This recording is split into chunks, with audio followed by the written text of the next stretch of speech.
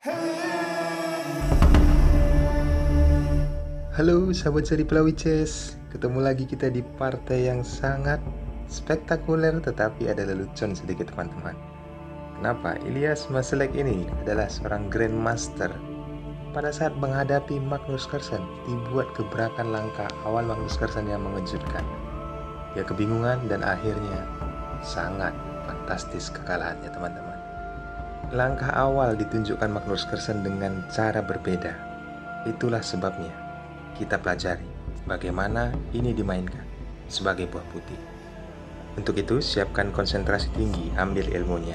Jangan lupa juga subscribe dan nyalakan loncengnya untuk channel ini. Selamat menyaksikan. Ilyas Maslek memegang buah putih.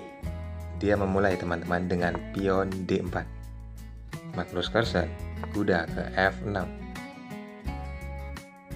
Putih membalas pion C4.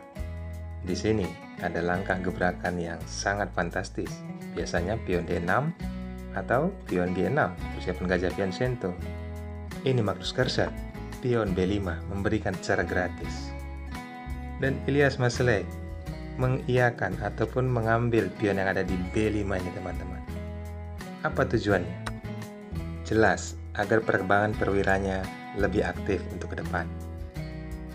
Tidak cukup dengan itu teman-teman, pion C juga dikorbankan.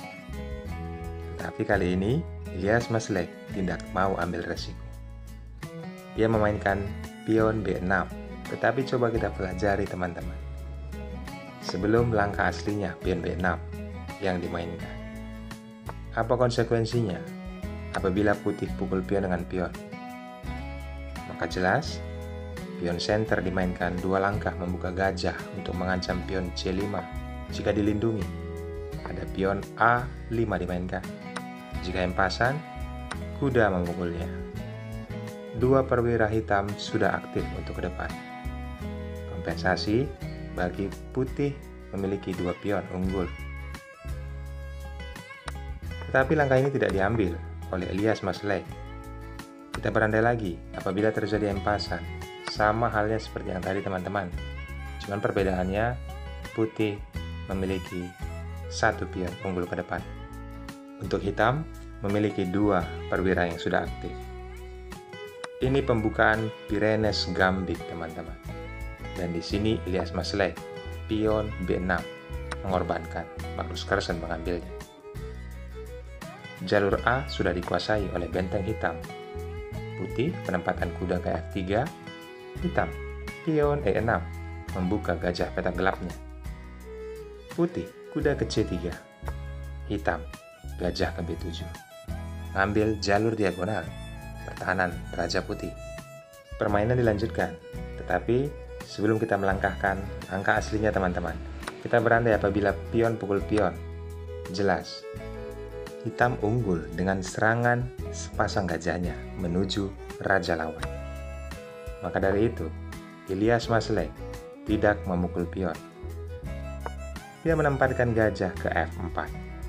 Langkah biasa yang sering dilakukan bisa penempatan gajah hitam ke D6 ataupun kuda ke C6. Tapi Magnus Carlsen langsung mengeksekusi kuda, menukarkan perwiranya. Konsekuensinya, putih pion bertumpuk di jalur F. Dan Magnus Carlsen langsung melancarkan aksinya, pertukaran kembali pion di lini center. Setelah menteri menyambut pion tersebut, kuda main ke C6 mengancam menteri. Putih merespon dengan kondisi seperti ini, langsung mundur menteri ke D2. Magnus Carlsen gajah ke B4 mengepin posisi kuda. Hal ini tidak dibiarkan. Gajah langsung mengajak pertukaran. Magnus Carlsen menyambutnya. Setelah menteri pukul gajah, Magnus Carlsen tidak bisa melakukan roka di sayap raja karena kotak F8 sedang dipantau oleh menteri. Maka dari itu, menteri mengajak pertukaran. Ilyas Maslek menolaknya teman-teman. Apabila ini terjadi, hal sederhana, anggap saja raja yang memukul menteri. Ada pion bebas di jalur D. Dan keadaan seperti ini, hitam lebih unggul untuk ke depan. Maka dari itu, putih tidak memukul menteri. melainkan menurunkan menterinya ke D2. Magnus Carlsen, rokade sayap raja.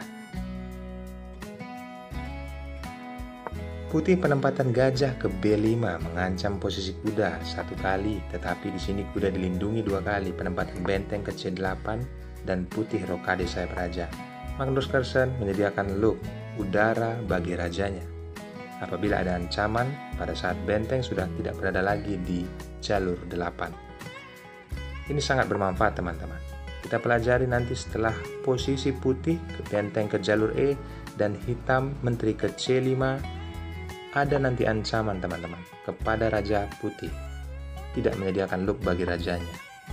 Permainan berlanjut, kuda ke D4 mengancam posisi gajah, akan ditempatkan juga ke B3 nantinya. Pada saat menteri sudah ada di D3, penyederhanaan permainan dilakukan Magnus Carlsen. Yaps teman-teman, Raja Endgame ingin menciptakan permainan akhir, mengajak pertukaran menteri, mengancam posisi pion yang ada di B2. Kali ini ditolak kembali oleh Ilyas Maslany, mengancam posisi pion dan ditutup oleh benteng. Berharap benteng bisa menumpuk di jalur C. Putih merespon, melindungi kudanya, ancaman dari benteng. Hitam, kuda ke D5, dan putih membalas, kuda ke D6. Tapi sebentar teman-teman. Apabila kita melangkahkan tidak kuda ke D6, tapi benteng ke C1. Bagaimana respon hitam? Jelas memukulnya teman-teman. Karena apa? Seperti yang saya katakan tadi, putih tidak menyediakan ruang bagi rajanya. Maka dari itu, skakmat, karena pion masih memegari rajanya sendiri. Kita kembali ke partai aslinya teman-teman. Dengan posisi seperti ini, putih menempatkan kuda ke D6. Magnus Carlsen menempatkan benteng ke C6, mengganggu posisi kuda. Kuda ditarik ke E4. Kembali, benteng mengancam menteri ke C4. Di sini menteri ditempatkan ke E5 teman-teman. Ada peluang bagi Magnus Carlsen untuk menciptakan serangan yang sangat brutal ke depan. Setelah benteng pukul pion, mengajak pertukaran, putih menolaknya.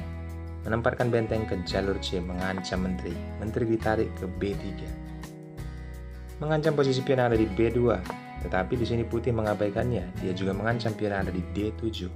Magnus Carlsen mengiyakan, silahkan makan pion yang ada di D7. Permainan berlanjut, benteng ditempatkan ke A1.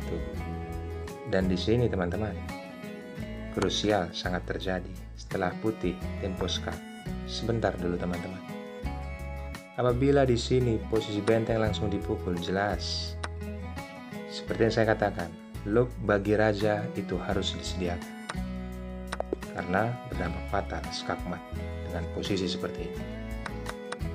Kita kembali, Ilyas Maslany malahan memainkan benteng ke C8 tempo skak, raja naik ke H7.